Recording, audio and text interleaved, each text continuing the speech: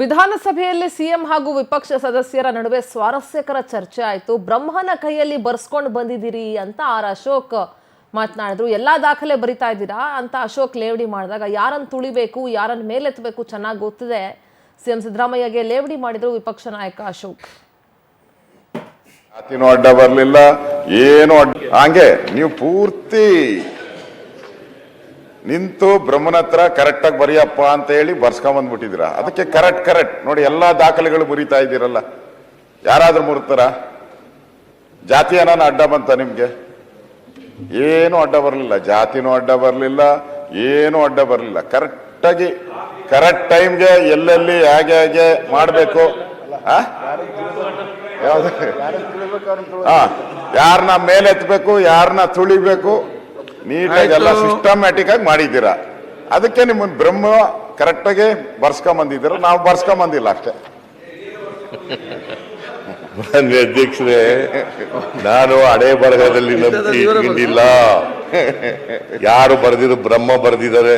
ಈಗ ನಮ್ಮ ಮನೆಯಲ್ಲಿ 6 ಜನ ಮಕ್ಕಳು. ನಾವು ನಮ್ಮ ಅಪ್ಪನಿಗೆ,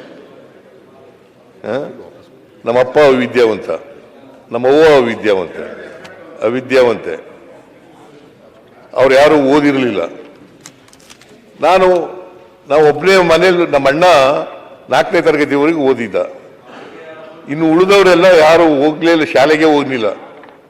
ನಾನು ಒಬ್ಬನಿಗೆ ಬರೆದು ಬಿಟ್ಟಿದ್ದ ಬ್ರಹ್ಮ, ನೀವೊಬ್ಬ ನಾವು ಓದು ಅಂತ.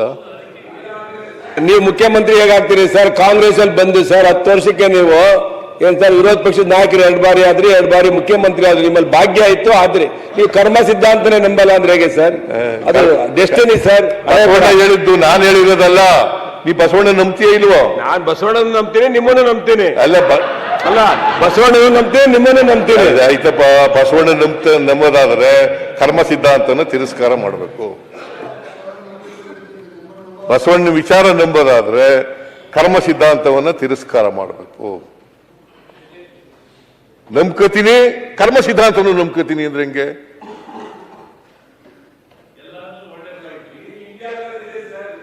ಈಗ ಆಯ್ತಪ್ಪ, ಕೂತ್ಕೋ ಒಂದ್ಸರಿ. ಈಗ ನೋಡಪ್ಪ, ನಾನು ಕರ್ನಾಟಕ ಬಿಟ್ಟು ಕರ್ಮ ದಯಮಾಡಿ ಕೂತ್ಕೊಳ್ಳಿ. ನಾನು ಅಶೋಕ ಮಾತಾಡುವಾಗ ಎದ್ದಿದ್ನ ಅಲ್ಲ ಸರ್, ಫ್ರೀಯಾಗಿ ಮಾತಾಡ್ಬಿಡಿ ಸರ್, ಬಿಟ್ಬಿಟ್ಟಿದ್ದೀರಿ ನೀವು. ಸುತ್ತ ಹಾಕ್ಸ್ಬೇಡಿ.